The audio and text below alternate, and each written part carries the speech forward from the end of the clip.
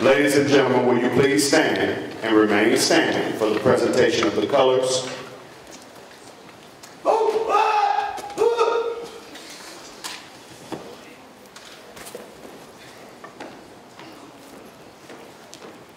We're going to say the national anthem at this time.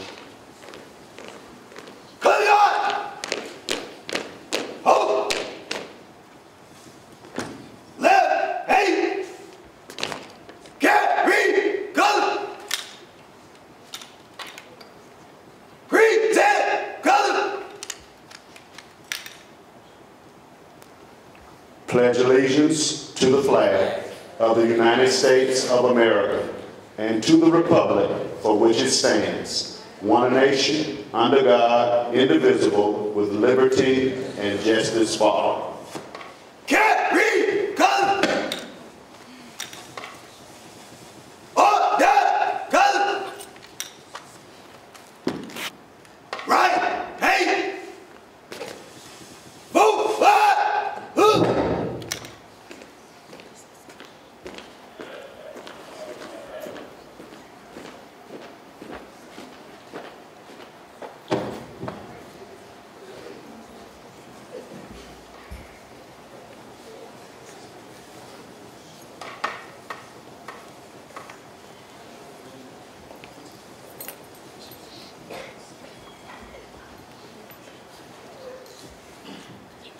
You may be seated.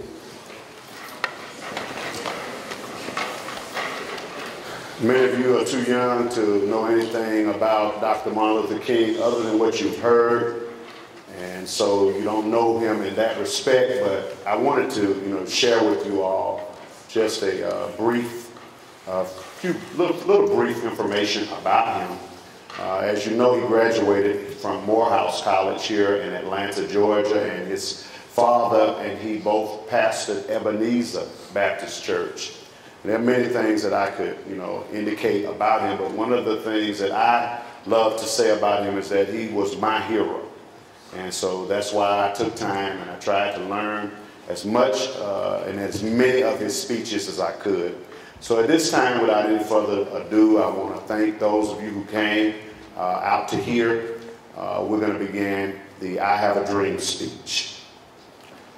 50 years ago, a great American in whose symbolic shadow we stand signed the Emancipation Proclamation. This momentous decree came as a great beacon light of hope to millions of Negro slaves who had been sheared in the flames of withering injustice. It came as a joyous daybreak to end the long night of captivity. But 100 years later, we must face the tragic fact that the Negro is still not free. 100 years later, the Negro is still sadly crippled by the manacles of segregation and the chains of discrimination. 100 years later, the Negro finds himself on a lonely island of poverty in the midst of a vast ocean of material prosperity.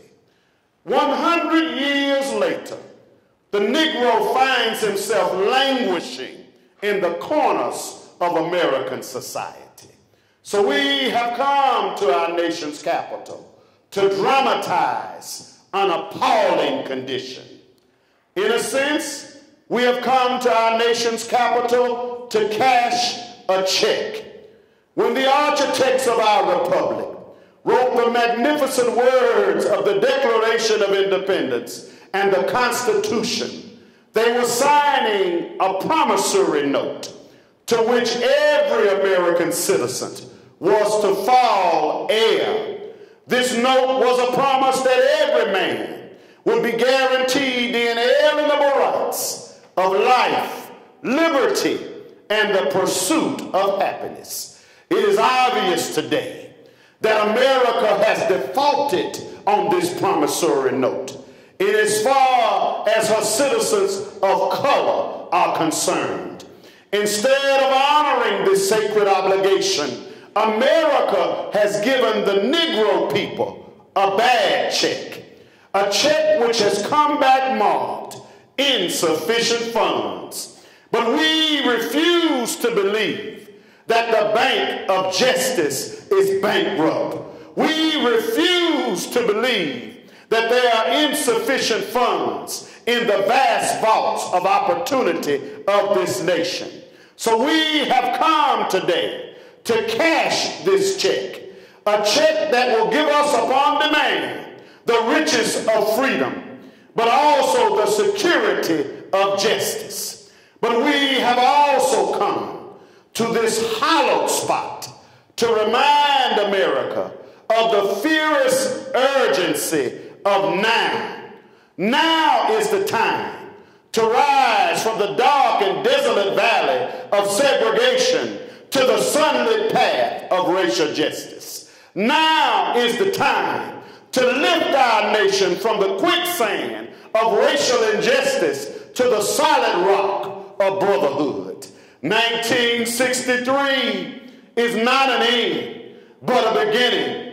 But we must forever conduct our struggle on the high plane of dignity and discipline. We must not allow our creative protest to degenerate into physical violence. Again and again, we must rise to the majestic heights of meeting physical force with soul force. I say to you today, my friends, that in spite of the difficulties and frustrations of the moment, I still have a dream. It is a dream deeply rooted in the American dream. I have a dream that one day, on the red hills of Georgia, the sons of former slaves and the sons of former slave owners will be able to sit down together at the table of brotherhood. I have a dream that one day my 4 little children will live in a nation where they will not be judged by the color of their skin, but by the content of their character. I have a dream today that one day even the state of Alabama, whose governor's lips are presently dripping with the words of interposition and nullification, will be transformed into a situation where little black boys and little black girls will be able to stand and sit down with little white boys and little white girls as sisters and brothers. This is our hope. With this faith, we will be able to hew out of the mountain of despair a stone of hope. With this faith, we will be able to transform the dangling discords of our nation into a beautiful symphony of brotherhood.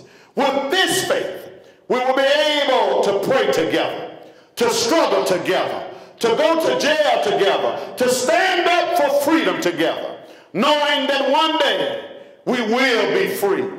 This will be the day when all of God's children will be able to sing with new meaning. My country, 'tis of thee, sweet land of liberty, of thee I sing. Land where my fathers died, land of the pilgrim's pride, from every mountainside, let freedom ring. And if America is to be a great nation, this must become true.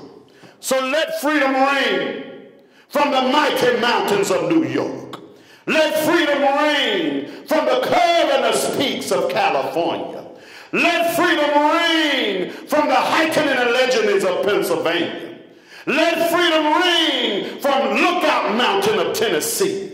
But not only that, let freedom ring from Stone Mountain of Atlanta, Georgia. When we let freedom ring, when we let it ring from every village and every hamlet, from every city and every state, we will be able to speed up that day when all of God's children, black men and white men, Jews and Gentiles, Protestants and Catholics, will be able to stand and sing in the words of the old Negro spiritual, free at last, free at last, thank God Almighty, we're free at last.